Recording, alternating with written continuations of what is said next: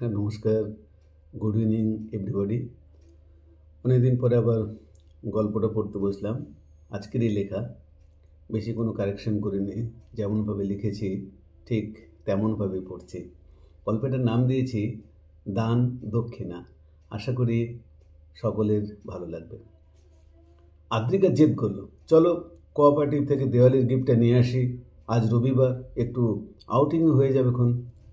এমনিতে হোম মিনিস্টারকে নারাজ করা কঠিন কাজ, আমিও সচরাচর করি না। বললাম চলো, যাবে বলছো যখন। কোঅপারেটিভ আর কি গিফট দেবে, বড়দের একটা কম্বল অথবা বেডশিট, এটাই তো রীতি। আদ্রিকা ঘুরিয়ে বললো, যা দেয় দিক, গিফট গিফট হয়, বুঝলে। আমিও ঘুরিয়ে বললাম, এই গিফটের পেছনে একটা বড় সড়ো কাহিনী লুকিয়ে থাকে জানো, যেগুলো সচরাচর আমাদের মাথার উপর দিয়ে যায়।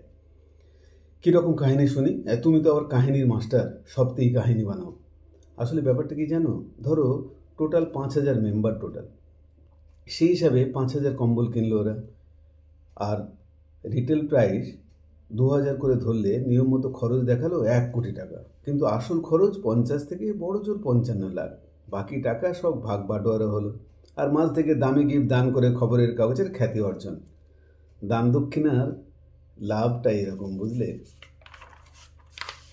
আদ্রিকে বললো, বাপরে বাপ, এত সব জটিলতা। ইয়েস ম্যাডাম, হাতির 2 ধরনের দাঁত হয়, একটা দেখানোর জন্য আর একটা খাওয়ার। তাই তো বলি, এসব নেগেটিভলি চার্জ জিনিসপত্র বাড়িতে এনে কোনো লাভ নেই, বরং রাস্তায় দান দক্ষিণা করা ভালো। আদ্রিকা চুপ করে থাকলো কিছুক্ষণ, তারপর বলল, মনে তো হয় এসব ছোটোখাটো জিনিস নিয়ে মাথা ঘামাবো না, বুঝলে, কিন্তু মনটা কেমন করে ওঠে, ফ্রিতে পাওয়া জিনিস কেউ ছাড়ে। আমি ঘুরিয়ে বললাম, এটাই তো মধ্যবিত্ত মনের চিরকালীন রোগ। উচ্চ মধ্যবিত্তের সীমানায় পা রাখার সুযোগ পেয়েও মনটাকে কেমন আটকে রাখে সেই একই জায়গায়। কি অদ্ভুত ব্যাপারটা না? এত জিনিস জীবনে কি দরকার হয় বলো তো? চাওয়া পাওয়া একটা অন্তহীন ব্যাপার, বুঝলে। এর পেছনে ছোটাটা প্রকৃতপক্ষে একটা পাগলামি। আদ্রিকা বলে, তাহলে ঘর সংসার না করে সাধু সন্ন্যাসী হয়ে ভালো ছিল তোমার। আমি বলি, না, ঠিক তা নয়। আমি যেটা ভাবি সেটা হলো, ঘরে থেকে সাধু সন্ন্যাসী হওয়াই আমার মতে শ্রেষ্ঠ পথ। যত কম জিনিসপত্র হয় ততই ভালো থাকা যায়। এই দেখো, এই তোমার বাবার কাছ থেকে আমি কিছুই নিয়ে নিই। হ্যাঁ, এটা ভালো কাজ না? তুমি মানো না মানো, আমি তো মানি 100 ভাগ। আদ্রিকা বলে, এবার স্বামীজিকে টেনে আনবে, বলবে স্বামীজিও বলেছেন access of everything is poison. আমি বলি, ঠিক তাই, আসল সত্য এটাই। আমি সায়েন্টিফিক্যালি বোঝাতে পারি, এই অতিরিক্ত জিনিসপত্রগুলো আমাদের জীবনের বড় কাল হয়ে দাঁড়ায়। শুধু শারীরিক নয়, মানসিক রোগের জন্য এরা এক একজন সবচেয়ে বড় বেশি দায়ী। 5 বছর যে জিনিসপত্রগুলো তুমি হাত লাগাওনি, ঘরে পড়ে আছে, একবার ফেলে দিয়ে দেখো, তোমার এই হাঁটুর ব্যথা কিংবা শ্বাসের কষ্ট, বুক ধড়ফড়, এমনি সব কেমন উড়ে যায় হু হু করে। আর্ধেক বলে, থাক বাবা, আমারও কম্বল নেওয়ার কোনো দরকার নেই, যা আছে সেটুকু ভালো, আমার যাওয়ার দরকার নেই। না না না, আমি তা বলছি না, কম্বলটা নেবো না কেন, নিয়ে কোনো গরিব কিংবা রাস্তার ভিখারিকে দিয়ে দাও, ওটাই ভালো, কারণ দরকারটা ওদের, আমাদের নয়। ফেরার পথে সত্যি সত্যি দেখি রাজপথে রাস্তার ধারে হাসি মুখে বসে থাকা সেই ভিখারি বুড়োটা এখনও বসে আছে। আমি আদ্রিকাকে বলি, ওই বুড়ো মানুষটাকে কম্বলটা দিয়ে দাও। লোকটা দিনের পর দিন রাস্তায় দিন কাটায়, দেখো, আমি 1 বছর আগেও দেখেছি ওখানে। আদ্রিকা বলে, ঠিক আছে, একদিন পরে একদিন এসে দিয়ে দেবো। ঘরে তো আরেকটা কম্বল আছে, এটা তো একটু দামি মনে হচ্ছে। আমি কিছু বললাম না।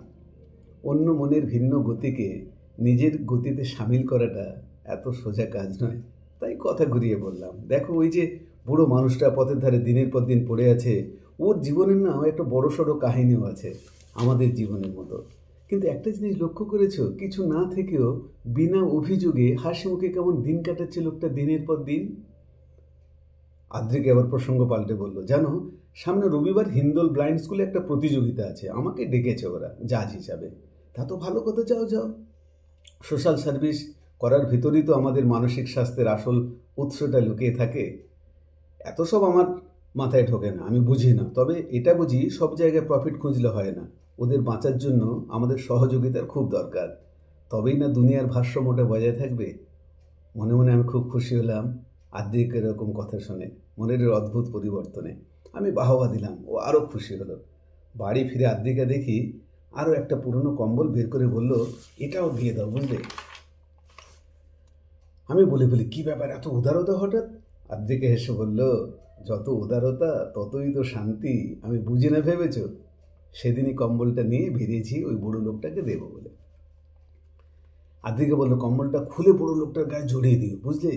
ওই পুরো বক্সও দিলে কোথায় না আবার বেচে দেয় কম দামে। হ্যাঁ, তা ঠিক বলেছ, গরিবে আনার এরকমটাই তো হয়, দিশাহীন উত্তরের বাতাসের মতো, কোন দিকে যে বয়ে যায় বোঝা মুশকিল। বুড়ো লোকটার পাশে দাঁড়াতে লোকটা দেখে এক মুখ হাসি হাসলো একবার। আমি জিজ্ঞেস করি বসি, বাবাজি সহায় সম্বলহীন হয়েও এত হাসি পাও কোথা থেকে শুনি? লোকটা মুচকে হাসি হাসলো আর একবার, কিছু না বলে। এবার দেখি কম্বলটা নিয়ে রাস্তা পার হয়ে গুমটি দোকানটার দিকে চললো হনন করে। আদ্রিকা বলল, মৃণাল দেখো, দোকানদারটাকে না দিয়ে দেয় আবার তোমার ওই দিশাহীন উত্তরের বাতাসের মতো।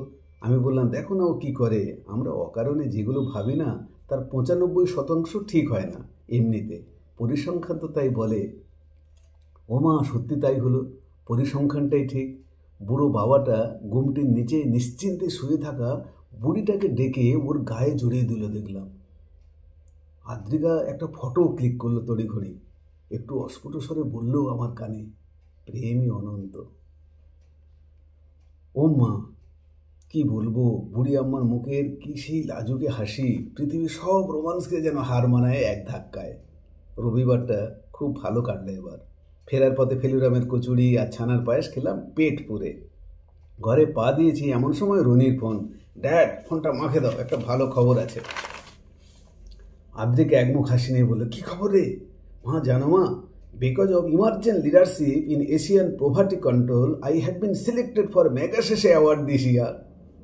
আদ্রিকা বলে, ওরে ইংরেজের বাচ্চা, বাংলায় বলতে পারিস না? পুরস্কারটা কী তাই বল। আমি হাসছিলাম একটা অকৃত্রিম হাসি, রাস্তার ওই বুড়ো বাবাটার মতো। নমস্কার, সকলে ভালো থাকুন, এই চাই। ধন্যবাদ।